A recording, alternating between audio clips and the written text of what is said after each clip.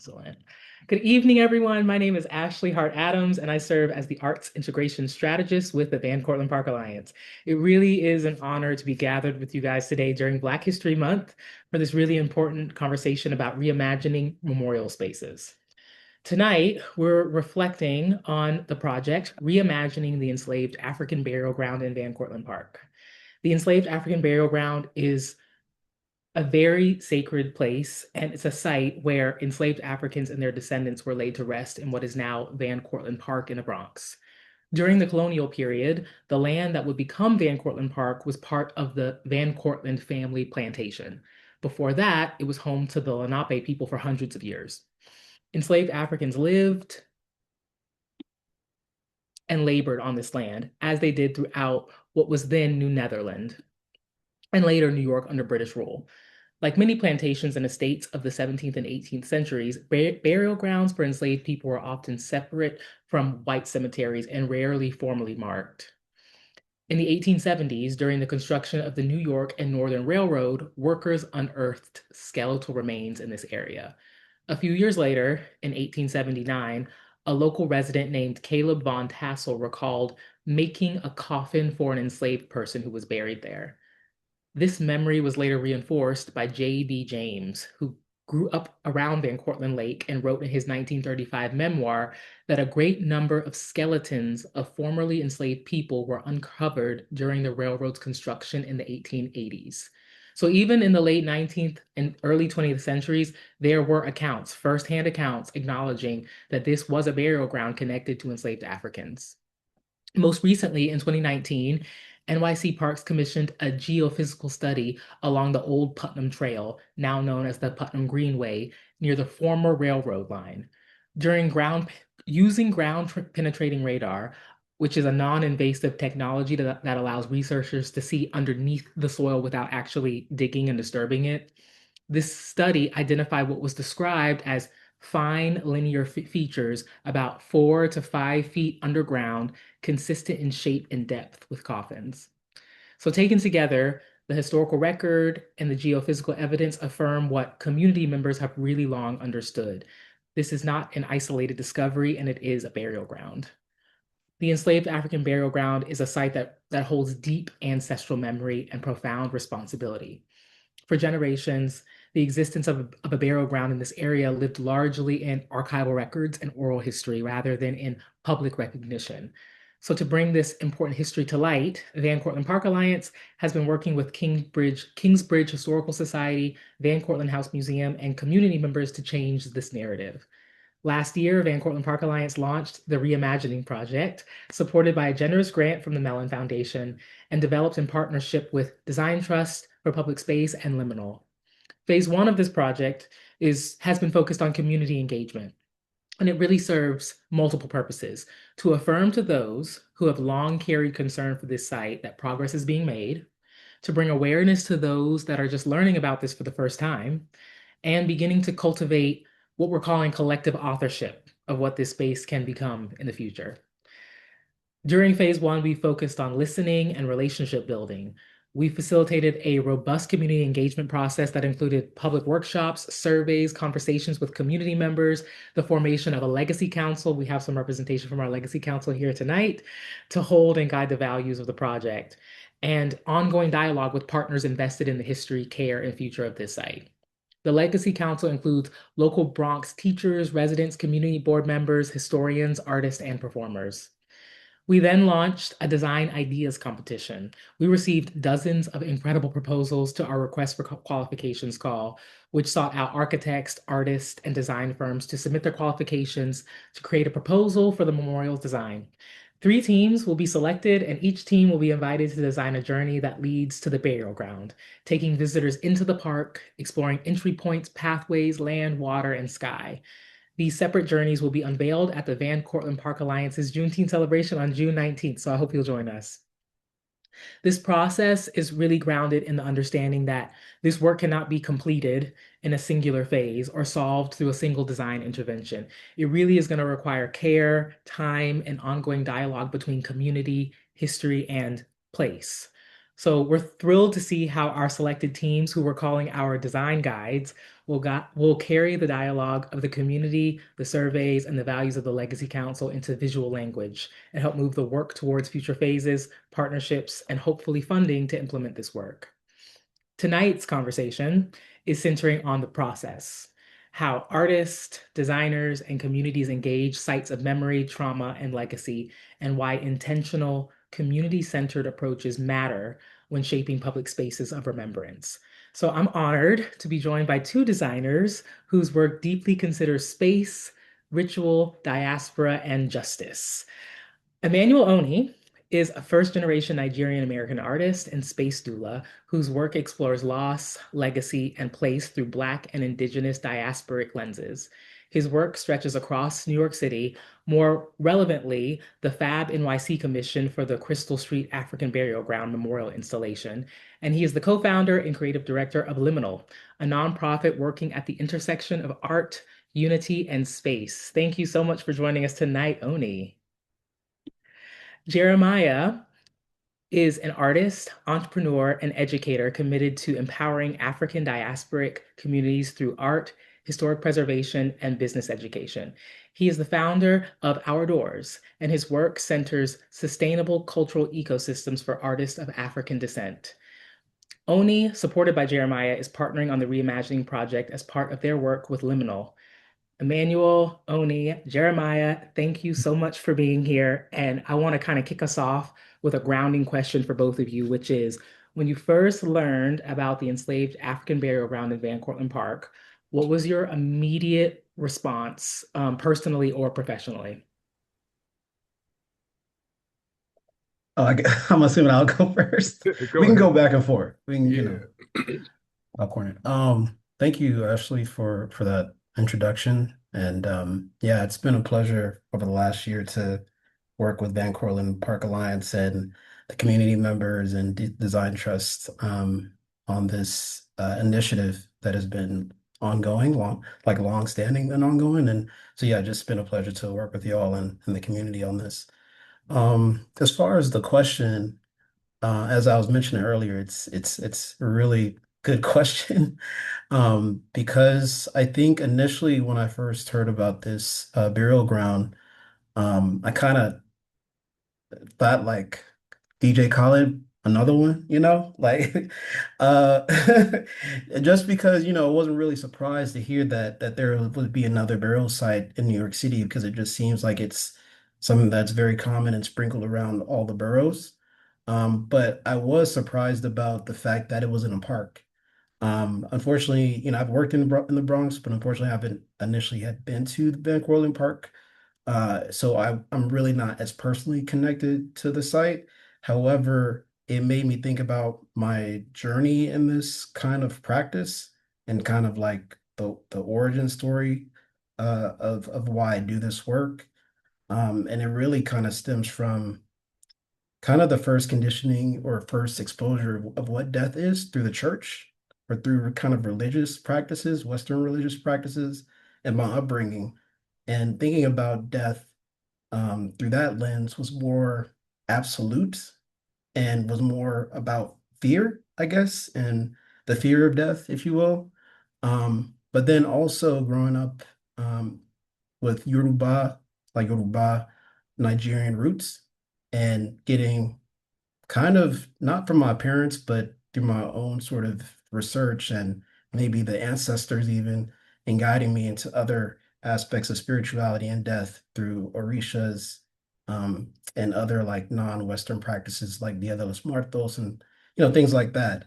And so I think overall, personally, trying to carry or hold these kind of two opposing ideas about death, one that's absolute and another one that's so vast and it's more flexible and more evolving in my opinion, but still being able to hold both ideas was kind of like living in an in-between space of that. Hence the name of the nonprofit plug, Liminal.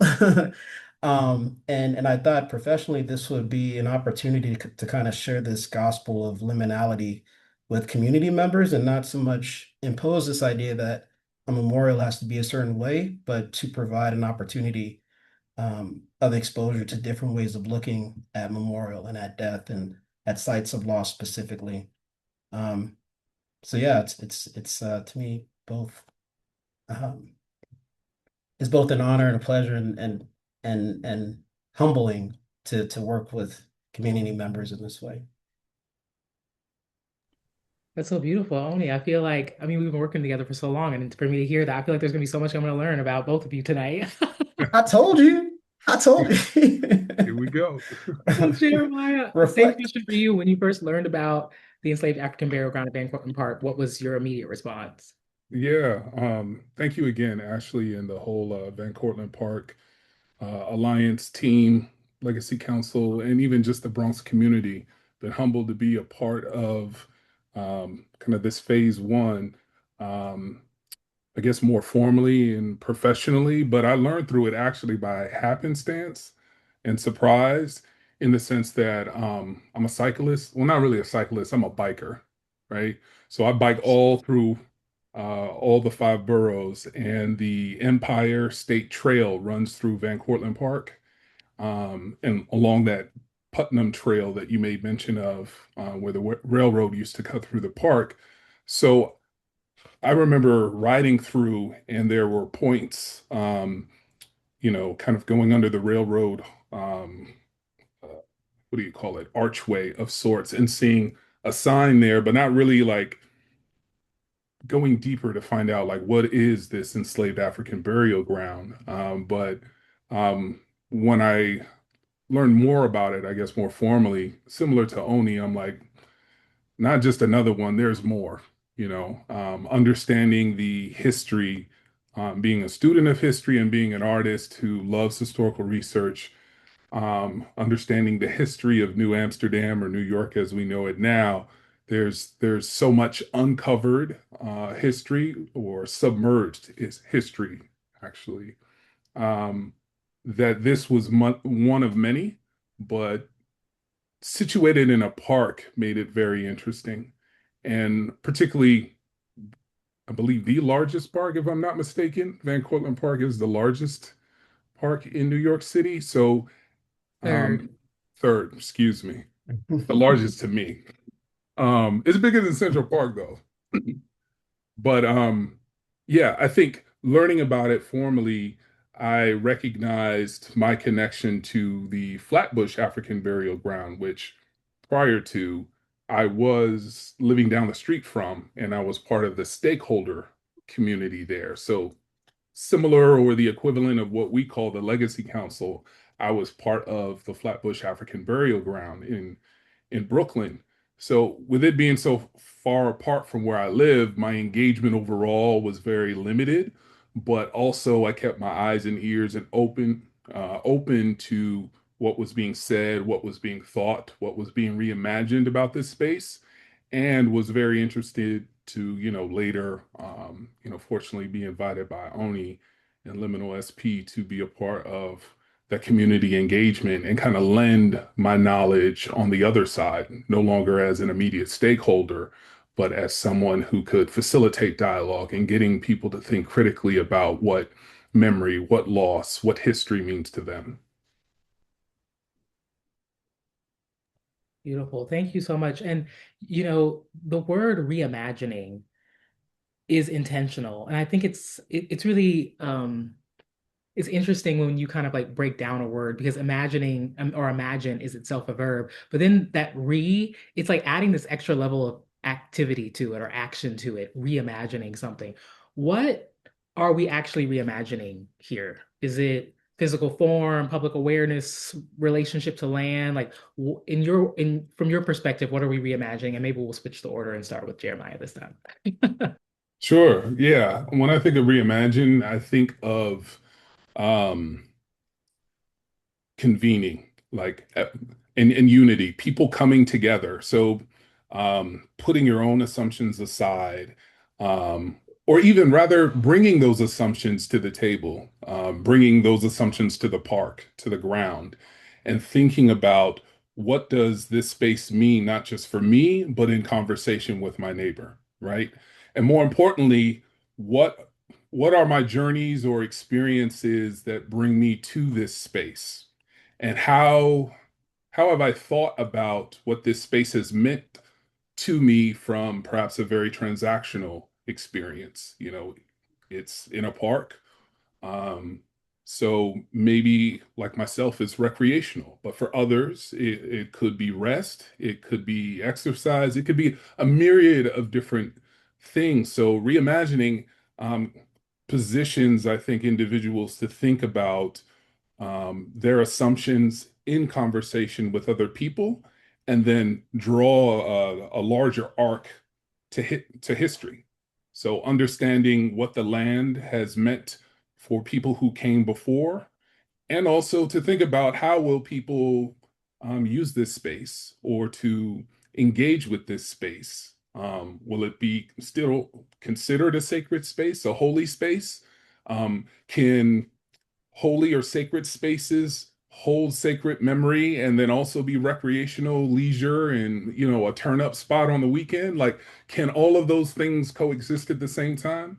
So the term reimagine invites us to think more broadly about our assumptions, and brings more people to the table to discuss what we understand about it. That's lovely. And it's so interesting because I'm always amazed at the memories that pop up for park goers when we even have tours of the burial ground. We had one for Black History Month this past Saturday, and another plug. We're having another one this upcoming Saturday, so you should totally look it up on Eventbrite and join us.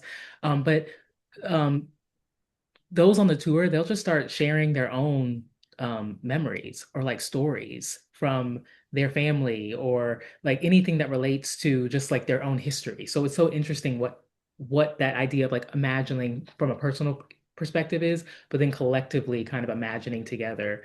Oni, what does the word reimagine or the action of reimagining mean for you? Yeah, no, echoing all the statements that y'all shared, definitely in alignment with that. I think, sort of what y'all both kind of talked to, I feel like for me, um, reimagining is restorative, or it's a restoring of, um, almost like, when people talk about going to a space for healing. I really do feel like reimagining a space is a healing process. And so to be more clear about that, I guess a lot of my past work and research has been on grief recovery processes for individuals. And so whether, it's a loss after gun violence, or a loss in this way, in terms of some kind of passing, it not only relates to like an individual, but it also relates to a space. And so I try to think of it as a part of methodology reimagining, as like a tool for healing. So one of the things as an individual, if one is going through a state of trauma, let's say they just lost a loved one, or maybe it's something that they didn't lose in terms of an individual, but even a space itself, whether displacement of some sort. Um, Being able to see beyond that situation is like one of the tools of grief recovery counselor sort of guides people in, when dealing or facing a crisis. And usually in crisis, when people feel kind of stuck in a situation, it's hard for them to move and take action. And so applying that to a space is, to me, is very similar. And so when it comes to a community or group of individuals, in this case, not a trauma happening individually, but collectively through the space, and they see this space of grief and they see the space of loss, it seems to me most people, it's hard for them to see beyond that. And so I think in this case of reimagining, and from kind of a design perspective, or healing based design perspective, that we can use reimagining and literally envisioning with story, with visuals, with music, like there are ways to reimagine that space that actually kickstarts a healing process. And that it's actually this journey towards this vision, um, and doing it, as you said, collectively, that actually allows for this community healing. We hear these words all the time, but like, what does that really mean? And so going in that research allowed me to like really make sense of that process. So that's what reimagining kind of means to me. Man, that honestly gave me chills. Because I don't know that I'd ever necessarily thought about the collective healing process in that way. It's visioning towards hope, really, and doing that Mhm. like in community is really, really powerful. Is there anything distinct about this particular space of this African burial ground in Van Cortlandt Park that is different from other memorial projects you guys have worked on in the past? Uh, I guess it's my turn. The ping pong. Okay. Yeah, Jeremiah also mentioned the Flatbush African Burial Ground. It's funny, that's kind of how me and Jeremiah met, because we were both involved in the project or the work over there. But ultimately, usually when coming into these kind of spaces of of unearthing a burial site or unearthing the stories of the burial site, usually I'm getting into a situation where the work has already been um not just ongoing, but there's already like tension, I guess. It's usually the burial site is built on already, or they're about to build on it. And that's when it's in a state of crisis. Um, but in this case, it's actually in a park, and the experience in Van Cortlandt Park, despite the history of enslavement, I also feel a sense of community um, presently. And there's, as you mentioned, so many people that have these kind of connections and stories and memories of this space. And I think that's one of the differences. It's not something that's in crises right now. We actually have an opportunity to take our time and be methodical and intentional about how we reimagine the space, and thinking also about all these other aspects of the burial site or the burial ground or the people itself, those that were buried. We know the stories about those people don't just stop with the burial ground. On the website, you could find thanks Ashley or whoever put together that the tour, which I believe is you as well. You can find all of these different informations of elements in the park that elements in landscape that reflect the legacy of those that were buried. So I think that's something that's really special and unheard of from a lot of other burial sites. That's great. Yeah, so wonderful to for once not be working like from a place of crisis, still working with urgency, but not like from a crisis standpoint. What about you, Jeremiah? Yeah, I think different from other sites, there's still strong physical remnants of the enslavement period. Um, in context, even though the burial site is very specific geographically within the park, really the heart of the park when you look at it spatially. But there's still the millstone, there's the Van Cortlandt House. These are all sites in which, forced labor um, of African Americans um, was incited, and there was harm that was there. So, um, knowing that New York is so heavily built up already, and knowing that landscapes are never neutral, depending on how you enter or engage with the park, you may, see the park or the burial site as an isolated, um, very, young people say, demure, like this very But peaceful kind of, calm like space in relation to the pond that's near it.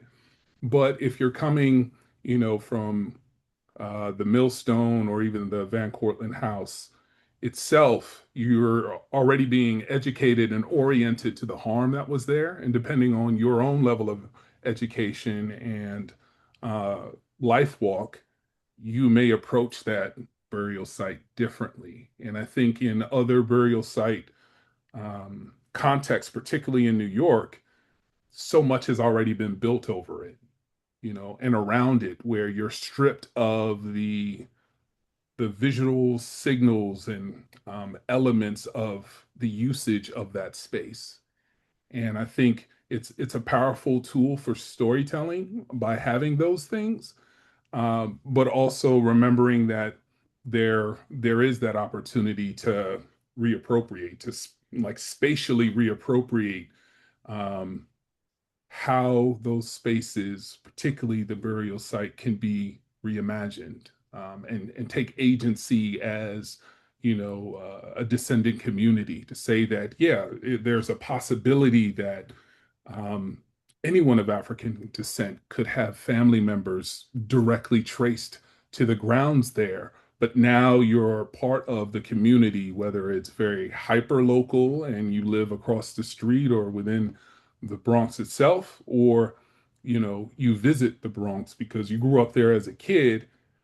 All of a sudden, now you can think about, how can I now take a different turn, create a new memory on these same grounds, based on my new appreciation or understanding. And I think that's what makes it really different.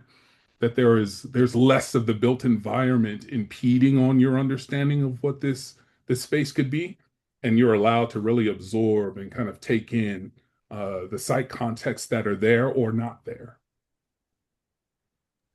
I really love that you mentioned other sites along the park because a core commitment of the Reimagining project has been community engagement and not just as kind of like a check mark, but really to be in relationship with the community.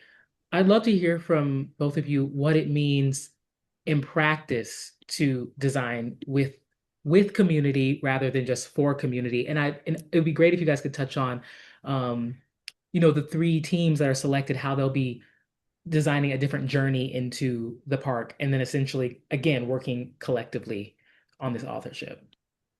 Oni? Oh, I thought it was okay. All right. Oh, Sure. I'll well, take it away. No, I got it. I got it. I got it. It's cool.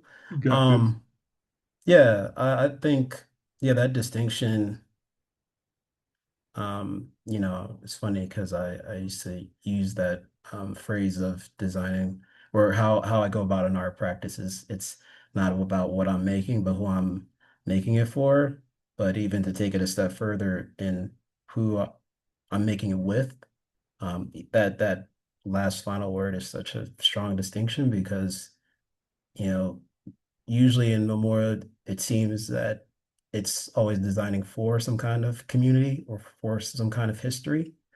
And there's ultimately some object at the conclusion of the said design. Whereas I believe in designing with community, it's ultimately coming down to listening to the members, stakeholders, descendants involved um, in caring and who would be stewarding that space. And, again, to your point, actually, about the stories and memories that get kind of conjured up in conversation with this dialogue.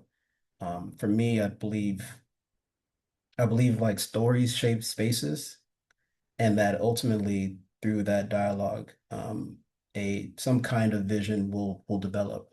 And so, in terms of the Legacy Council, um, I think we've been fortunate to have such a strong group of dedicated individuals and um, community members, both residents all the way to the city agency level, that really have had a lot to share. And they're just some like small sect, some small portion of the large community in the Bronx. But each individual and group of individuals come with such interesting stories about their connection with the neighborhood, but also their connection with the site. And so, one of the first exercises that we conducted in a workshop was kind of a journey mapping of these stories. And again, Jeremiah and Ashley, as y'all mentioned, this conversation about how we all enter in differently into this kind of space. I think this journey mapping of stories and pathways to the site, I think at the time I knew that this could be a tool to use as a way to record and document, stories and experiences in the park. But now it's actually being used as a tool itself for these selected design teams to kind of build off from. And it's sort of passing the baton, literally. Um, these pathways and journeys and stories are becoming the framework for which these designers or creatives will be developing this vision. So that's really, really exciting. And again, going back to this term of collectively shaping space through story. I'm excited to see what's developed. I know I share. I'm with you there in that excitement. I'm just so excited to see how again the design guides guide us into the journey to the park. Jeremiah. Yeah, when I think about that, specifically, I think about this design collective that I've been a part of for a couple years, Black Space Urbanist Collective. And one of their kind of tenets from their manifesto is plan with, design with. And it's really focused on sitting with stakeholders and community members and, doing active listening. And within that active listening, you're taking a step back and allowing them to drive the direction of where things go. And it's very similar to that, first kind of workshop exercise we did with the journey mapping. It's like, will you tell us, me, Oni, Ashley, and the whole VCPA team and Design Trust, like, how do you experience the park? Where do you come from? What are the things you see? Right? What was your most recent memory? What was your earliest memory? These are the things that shape the context for not just the present that makes it real, but the possibilities of a future of what the overall park can mean to the community and not just the burial site, because you have to enter the threshold of the park to get to the burial site. So, in thinking about how people are currently using the park, is really important because it now invites those community stakeholders, legacy council members as collaborators, not just these, you know, check off the box. Yeah, we did our engagement, we said one or two things. No, within our sessions, and only really enjoyed some of the tension that came up around how people are seeing the future of the burial site. And what's really great about that tension, it allows, as I said earlier, for other people to now reevaluate the assumptions that they brought to the session, what they bring to the park every day based on their life experience. And now it's saying, none of us are the lead designers. We're co-creating a destiny and a future together. And it's a very rewarding and a humbling experience. And it's even more exciting now that we have these three amazing teams that will come in and continue to carry this baton to the next level and use their own experiences to shape, um, discuss, cajole, argue visually and otherwise what ways in which the values, the guides, the experiences can be shaped for a future for many generations to experience. Thank you so much. Yeah, I'm just reflecting on the fact that I am in total agreement about the fact that we're rarely given an opportunity to really take time, the time that would be needed to actually reimagine and work together collectively and in community, because we're so often in these like crisis points and memorial spaces that are rooted in Black history, they really carry such a weight. And there is this, you guys have used a great word, this tension between like honoring the grief and then creating something that invites life and invites gathering. Um, this is an interesting question, but I guess there was someone in the comments who also asked a question about tensions. How do you avoid, I guess, um, aestheticizing trauma, essentially? Jeremy, you want to take Oh that? boy. Yeah, there's a tall order there, especially now. Where trauma is being traded in kind of this the wellness economy and other elements around it, where people are capitalizing off of hurt and pain. Um, a big part of this work, it's ancestral work, it's spiritual work, it's connective work, is is it's going slow, because um, keep on dropping all these quotes or manifesto kind of platitude, but like moving at the speed of trust, right? And that takes time. Trust is built off of not only time, but addressing tension head on. So within the context of the Legacy Council, the tension was peaceable. It wasn't throwing blows, but it was preferences in the approach in which how individuals want to interpret the future of the park. As not just the park, the burial site specifically, excuse me, but the ways in which we use technology. Should it be a pavilion? Should it have flowers? Should it have a sculpture, a specific edifice that speaks to the trauma or the history? There are all these different perspectives and different ages, and different ethnicities and demographics that were all comprised within our legacy council. So bringing all, again, those assumptions, when people get together to make a decision, it gets messy. It's a natural occurrence. And the only way um, to build kind of that accretion of trust is to let people, talk it out. It's like any, relationship, whether platonic or romantic. You got to get into a couple fights, or you haven't lived long enough, right? You got to, rub head or bump heads a little bit. And I think um, giving space for that to happen helps people understand more about um, other people and themselves. And that takes time. So being able to do that through a facilitated dialogue, using even play, different objects and different ways to articulate your feelings without saying you or pointing a finger, but using an object, using color, using shape, using form, and then arguing about what that object means, right? The symbolism shifts from person to person. And I think that is the power of what, Oni and I were able to facilitate, was having objects, site context, and different routes and entry points. So when someone's like, oh, well, we should use technology, to tell the story of the enslaved African burial ground. And another person says, no, well, why would you want to use that? And another person's like, well, young people are using this. So you begin to build some reasoning and some broader understanding through taking the time, but using objects and context to be able to explain your reasoning versus just throwing swords around personal feelings. Yeah. 100%. It's such a great point. I think we often forget just again, in community, in relationship, that tension actually can be a good thing if it's worked through. You can become stronger as a result of it if it's faced head on and if you're given the time needed to do it. Oni?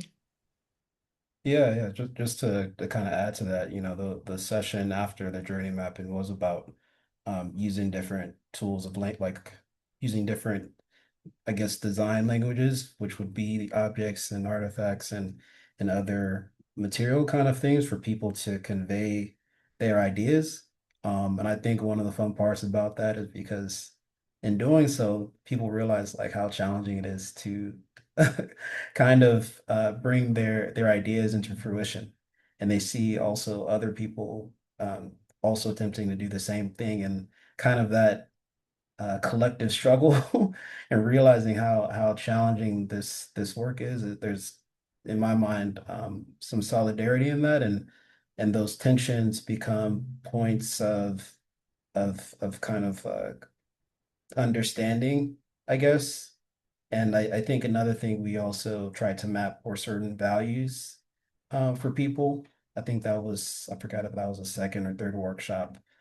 We did a lot, but think those values and having people trying to uh, um, connect and stick with those values when it comes to the space. So for instance, if someone said that they wanted a place for openness and accessibility, but then thought, oh, the burial site should just be for this kind of people, then it's kind of contradicting, So to kind of hold people accountable to what they say, and um I don't want to say force, but allowing them to see how their values manifest and how those values can be a common kind of lay a common ground for everyone. So at least everyone has a chance to share those values, and then we see where we intersect, where our points of confluence to build from. Absolutely. And it it makes me think about just all the myriad of things that are happening within a living park, essentially. We have trees, soil, the seasons changing, people walking their dogs, kids playing. How do you factor landscape into, healing centered design when it's within a place like a park, like Van Cortlandt Park? Oh yeah. I want to say I don't know, but I think it's kind of a balance, and just like there are seasons, there's a season for grief, and there's a time for recognizing and reckoning with history, but also there were points of celebration. There it wasn't just, I hate to use this movie name, but it wasn't just 13 Years a Slave. There I felt like the picture and imagery sometimes related to this work seems kind of pigeonholed in kind of one kind of image. And I believe, or I feel like the burial ground and the surrounding area was more than that kind of um, history. And then, I kind of think about, and this is another unique aspect of this space, with events like the Pinkster Festival, and learning the background about that and how it was about the Dutch, going off, the colonists or whatever, colonizers went off into the Pentecost, do their Pentecost thing in the church.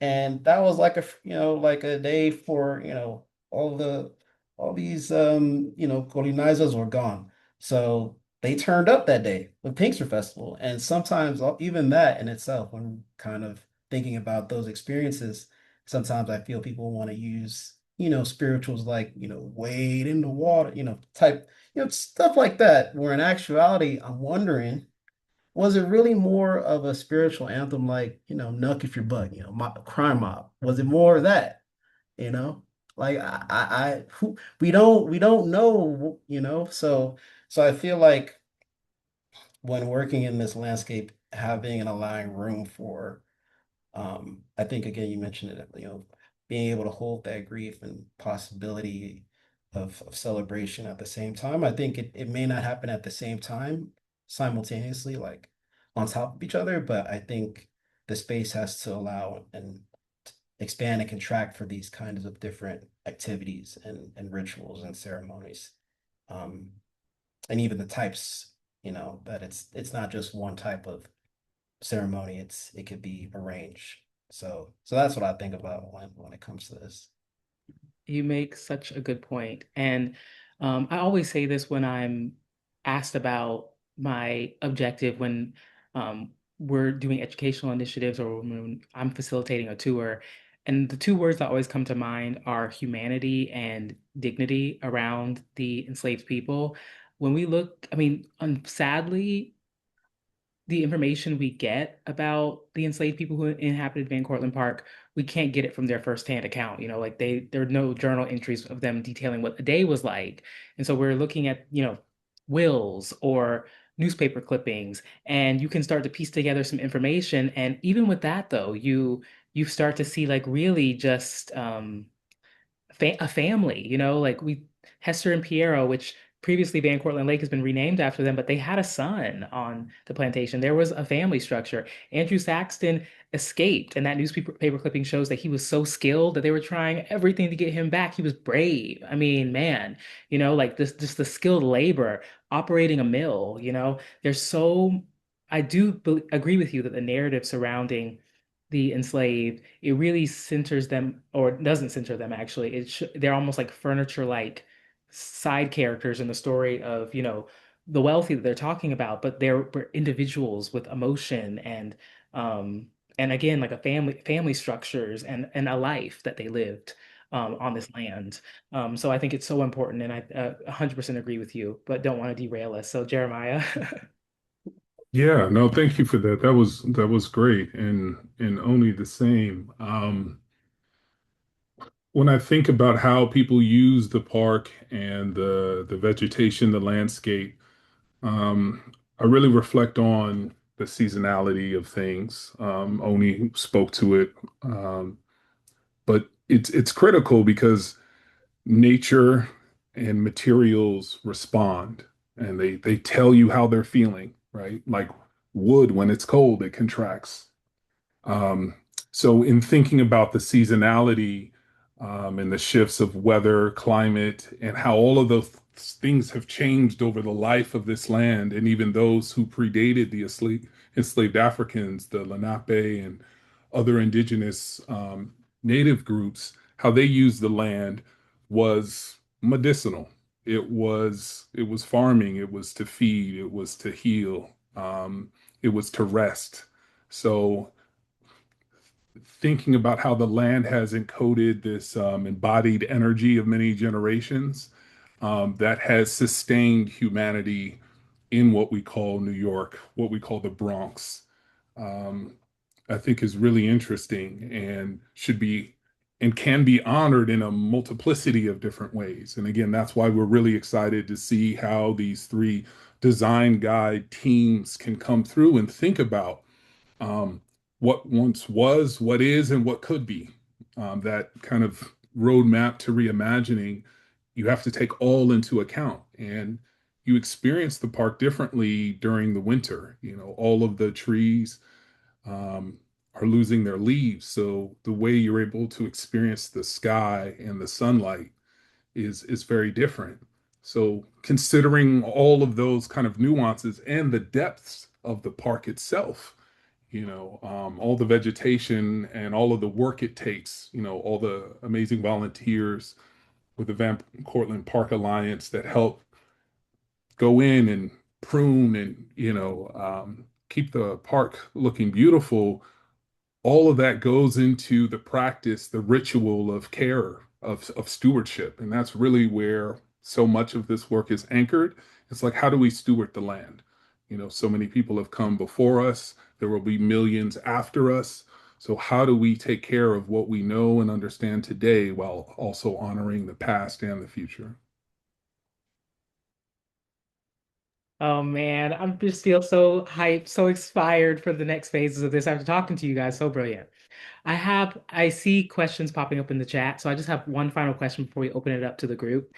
And it is when we get into the future phases of this project and we get all our capital funding and it's all rendered up, um, how do you hope that someone who enters this space will feel? What does success look like beyond design?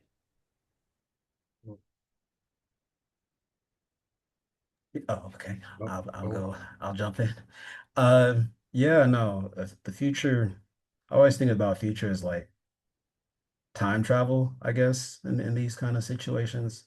I love being able to, see a vision and feel like we can immediately be transported to that time. So thinking about the future of this space, it's, I think for some people the future is daunting. And so this is what I was talking about before about like how there could be a different vision that's healing and one that's daunting, but I digress. I think what I hope for people to experience in the future, I think, you know, at this juncture, a lot of people pass the site. Fortunately, now there's a sign there, but I guess it's the one of the few signs in the park that direct you to the site and talks about the history. I mean, there's definitely markers like the house museum and the millstone and the pond. Um, but but yeah, most people still don't know about this history and this legacy. And so what I hope when people enter into the space in the future is that, they say, has this always been here? You know? Because in a way, these stories and these narratives about the site, it has been here. It just hadn't been unearthed physically yet. And so I hope people kind of do a double take, be like, what? Oh, is this was always here? Oh, really? Because it won't feel like it's something new, um, but feels like it's always been a part of the place. And I think for me, like I think that's what I would hope for, that people recognize and re-recognize like, oh, you know, I love the double take. And I think that curiosity of wonder about these narratives, um, that's what I kind of look forward to, you know, that they realize that it's always been here. Oh man, I love that. It's always been here. Yep, because it has. Jeremiah. Yeah, I think about liberation and freedom. Like, black space is important. Spaces where black people can gather and do what we do. If it's knuck if you buck, or if it's laying in the grass and staring, um, staring into the stars. Well, maybe not at night, but yeah, giving that sense of wonder and easement. Being in New York, being in proximity to a green space is highly coveted. Your rent goes up a certain percentage if you're closer to a park or a green space. So how do we decolonize, de-economize, public space, green space, memorial spaces, right? And not um, use this opportunity to engage the history as something that is overbearing or overwhelming, but something that is soothing, something that is healing, something that is honest, radically honest, a space that can be uncensored. And yes, that's hard. It's New York, it's a park, there's several governing bodies and agencies that play into this, but my hope excuse me, my hope and my desire is that particularly Black, Brown, and Indigenous communities are able to come to this space and feel free, and not feel restricted or um, feel welcome. I think that is necessary, and for a lot of the work we've done with the Legacy Council and talking with other stakeholder groups in various other communities and even burial grounds, that's something that often becomes contentious because it's land and it's New York and people are putting a price on it. But a lot of price, you know, was already paid in order to make Van Cortlandt Park. So how can we strip our assumptions away from what that could be and reimagine a more peaceable future for everyone to enjoy? Thank you both so much. You're getting some hearts, you're getting some claps from our Zoom audience. Before we, close out, we want to open the space to hear from our audience members. This project is really grounded in community voice, and your questions or reflections or any lived knowledge is really essential. So please feel free to put a hand up or unmute and ask a question. I see a couple in the chat also that I can read out. Okay, the first question. Oh, Margot, I think you unmuted. Yeah, I I'm gonna unleash a lot of stuff here. Um, I was the person in 2019 who got the ground sensing radar in. Um, I worked in Van Cortlandt as the administrator for 13 years, and I'm gonna cry. Um, this space has so much meaning to me of the classism and where New York is now is built on the backs of the enslaved Africans. Um, that New York is a premier city couldn't have happened except for the work that went on before. And I'm so glad you addressed what makes this space special, because it gives me the chills walking on that path where the stone wall is between the pond and the house. It was built into the ground so that the workers were not seen by the people in the house. Um,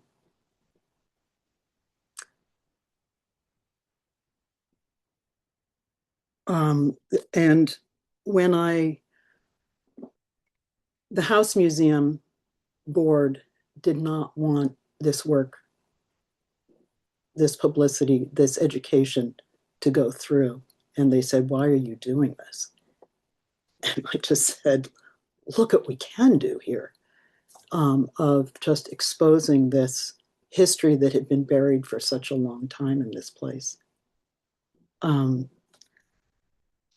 The things you guys said was just amazing. So it is a place where you can time travel, and at the same time look at how the enslaved Africans built New York, but also where can this go? I'm so excited to see your imagining of what can be here, so that, you know, I want your work to be something that people can't ignore. When we had the first libation ceremony and a planting, hardly anybody came. So I went out to families who were picnicking and said, this is what we're doing. Do you know about this space? And they said, I've been bringing my kids here and playing soccer here for years. How come I didn't know about this space? So people are hungry for this.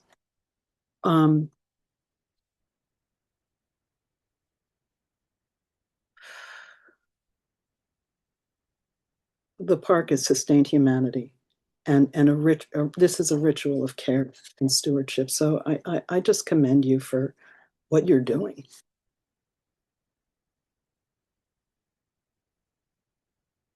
Thank you Thank so you. much, Marco. I really appreciate you sharing again your story. I feel like there's so many stories that pop up whenever we start talking about this work. Really appreciate you. I see a hand up from RHCOX. It's Robert Cox. Oh, hi. Hey, how you Hi. doing? I think I'm the only person on the call who's actually a Van Cortlandt descendant, which sort of means I need to say something, which is that, personally, I cannot applaud what you're doing more. It's healing for me too. It's been a great honor to be able to go on Juneteenth to go and lay flowers on the site of people my ancestors enslaved, which raises the question of how people like me should be involved in this project. I mean, my instinct is to stay back and know that the worst thing I can do is try and be, the white guy who thinks he knows everything. This is not my site. I've done enough screwing it up. But I do think, but I would also like to be involved in any way I can, because it helps me. It's not, it's a site of healing for me if it goes right. It's not a site of sealing for me if I suddenly feel like, the powers that be have screwed it up again. So it seemed important that I sort of raise that, and especially after Margot, who I think I met on an early tour. So that's all. If I could say something, thank you for being here. Something that's critical to non-Black people to support initiatives and programs like this is to, one, platform other Black people who don't have the voice, the history, the context, the resources. That's what allyship looks like. That's one. Two, use your resources, your platform to educate and bring awareness to this project. Because a big part of all of this, the phase two, is capitalizing this, right? Bringing resources. And for many descendant communities, we don't have that. Unfortunately, because of your ancestors, we were dispossessed of that opportunity to platform and generate income where we would be able to write a check and make this thing happen. So if we think about action steps, that's the road that I would encourage you to explore and explore fervently, particularly as a descendant of the enslavers. And yeah, I'll just note, even to Margot's point about, even the house itself, back when the house was opposed to the radar, and researching on the site. I think kind of being that voice in the room in those spaces to kind of speak on, speak within these circles that supposedly have decision making power, feel like they have decision making power over these spaces. Um, I would say that too.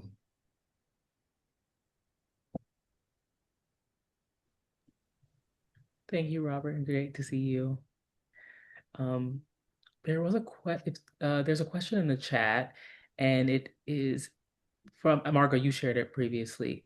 Is the scope of this project limited to just the burial ground? Maybe Jeremiah and Oni, you could speak to how addressing the burial ground really addresses through this project kind of the entirety of the park. Good. Yeah, I'll just briefly state and kind of previously stated that the story about the burial ground, and the narrative surrounding those that are buried are not just held within that one site. And as we talked, throughout this discussion, it seemed sort of, uh, I hate to use the word sprinkle, but it's sprinkled around multiple areas in the landscape. And so I think with some of the research and some of the notes that have been found historically, but also connecting it with the present day stories, will kind of help shape not just the site, the burial site itself, but the journeys to that site. And so that's kind of been the hope for this, that it's not just the burial site that we're focusing on, but of the different pathways, both physically, mentally, spiritually, that we enter into this space, that includes the park and the entire landscape. So that's definitely our aim. This area is in the center of the park between two hubs, two entrance hubs. The area coming in from the Golf House and then the area coming in from Broadway. It is so central, but it also resonates with the comparison to the Van Cortlandt's burial place, which is high on the hill. And then I don't know if the stuff I heard was true, but that um, African burials were near water. So there's also that level difference. And then the Kingsbridge families were higher in the middle there. So I thought that was interesting, classism about the actual burials, and that the orientation of the bodies was, one is north south and others were east west, and I forget which one was which, but African traditions were one way and the European traditions were the other way. I don't know, is that true? Wow. As far as there being a relationship to what, oh, Jeremiah, to worry about that. No, please go ahead. I'll follow. Oh, yeah, I was just gonna make a quick note because or I thought that yes, like the orientation towards the water was was one guiding principle. As far as the east-west, I'm not sure, or if someone, Jeremiah, or Yeah, there are multiple African traditions that were layered during the enslavement period. So we also have to, again, decolonize our mind to the idea of really aestheticizing what burials look like, memorials look like, because you are talking about millions of Africans who were forced to come here from various different languages, tongues, tribes, and then forcibly, um, yeah, they were forced to learn English and navigate. So there was even intra tension on how to memorialize, Mm. the dead. And from the work that's been done, that's where the concentration of burials are, right? So the ground penetrating radar, if it was scanned throughout the park, I'm sure you would find Yeah. a large number. But in addition to that, I would also urge yourself and others to reorient yourself about the hierarchy about high and low land, because in many West African traditions, similar to Oni, I'm Nigerian and Yoruba American, so understanding West African burial rites and traditions, proximity to water and different orientations vary from tribe, but also not overall, but a good majority bury their dead in order to return back to the land. So it isn't about preserving the body, but it Mhm. is about when the body decomposes, going back to the earth. So it could now replenish and revive vegetation to feed future generations. So we also need to reorient our understanding of what it means. Like, what a great sacrifice is it to really donate your remains to feed the future generations to come forward versus putting yourself 30 or 40 feet up in the air or above grade, preserve bodies that won't allow other things to grow. So thinking about some of these things and the symbolism is important, and it's very critical in reimagining this space. And I think that's why that term reimagining is really important, because it upends our notions and understanding of what we bring to the site, the history, the knowledge that we bring about burials, memorials, and or which specific culture, because there was a blend of thousands of different African, West, Central, um, you know, that coalesced. Um, so yeah, I'll leave it at that. Thank you. I have one more question from our audience members, and it is from Brian Colbreth. Bryant Colbreth. The question is, how does NYC having culture bears from every corner of the African diaspora affect the design process? Pan-Africanism in NYC is beautiful. I agree.